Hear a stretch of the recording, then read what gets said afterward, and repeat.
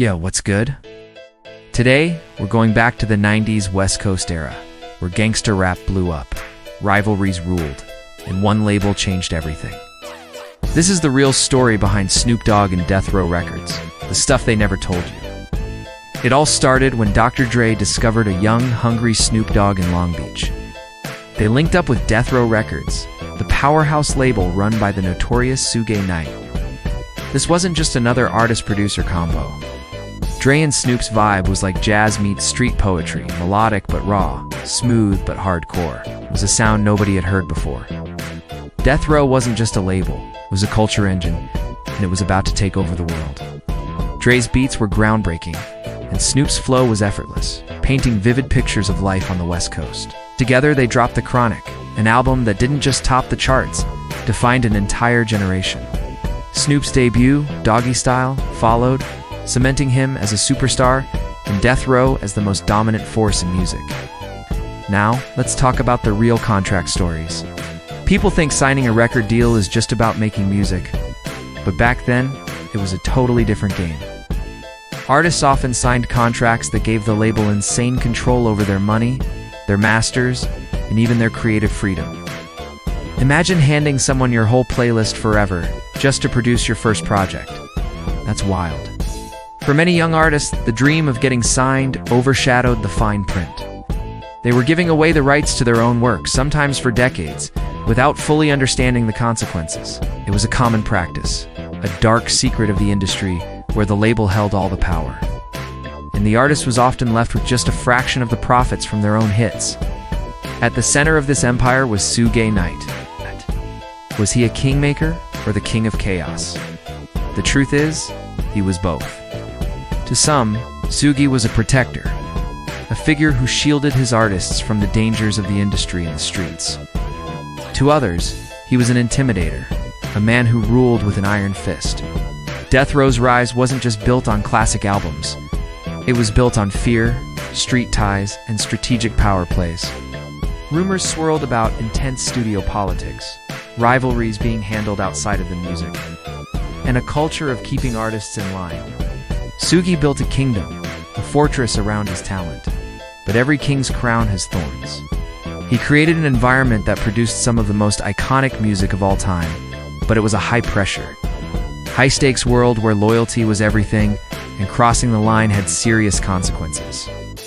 This intense environment fueled one of the biggest dramas in music history, the East Coast versus West Coast tension. On one side, you had Death Row representing the West. On the other, Bad Boy Records, led by Puff Daddy and his star, the notorious B.I.G., holding it down for the East. What started as a musical rivalry quickly escalated.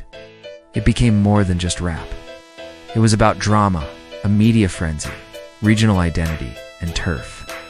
This wasn't just beef, it was a movement, an identity switch for hip-hop culture.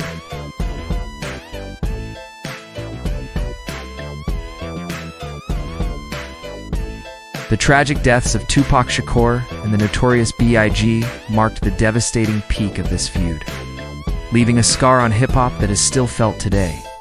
It was a cautionary tale about how competition, when amplified by the media and personal pride, can spin out of control.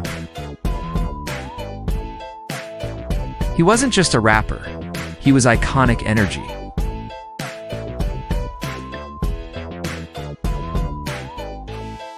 While the world around him was descending into chaos, he managed to navigate the storm. He was the calm in the eye of the hurricane, the charismatic storyteller who brought a sense of laid-back chill to the hardcore image of Death Row. This is one of the biggest secrets of his legacy. Snoop saw the mess. He lived through the danger, but he stayed above the chaos. That's incredibly rare in the music industry, especially during such a volatile time. He kept his focus on the music and his persona, building a brand that would outlast the beefs, the label drama, and all the politics. His ability to survive and thrive is a testament to his unique star power. So, what are the untold industry lessons we can learn from the Death Row era? What the world didn't see behind the platinum plaques and sold-out shows were the harsh realities. Artists often signed away their future for a quick spotlight, trading long-term ownership for short-term fame. Labels in that era often acted like families, offering protection and a sense of belonging. But sometimes they were toxic ones, trapping artists in deals that were nearly impossible to escape. Music history is filled with power plays, and few people talk about them openly. It's a crucial reminder that music plus money doesn't always equal freedom. For aspiring artists today, the story of Death Row is a powerful lesson in the importance of understanding your business, owning your work, and surrounding yourself with a team you can truly trust. Snoop Dogg and Death Row Records changed hip-hop forever.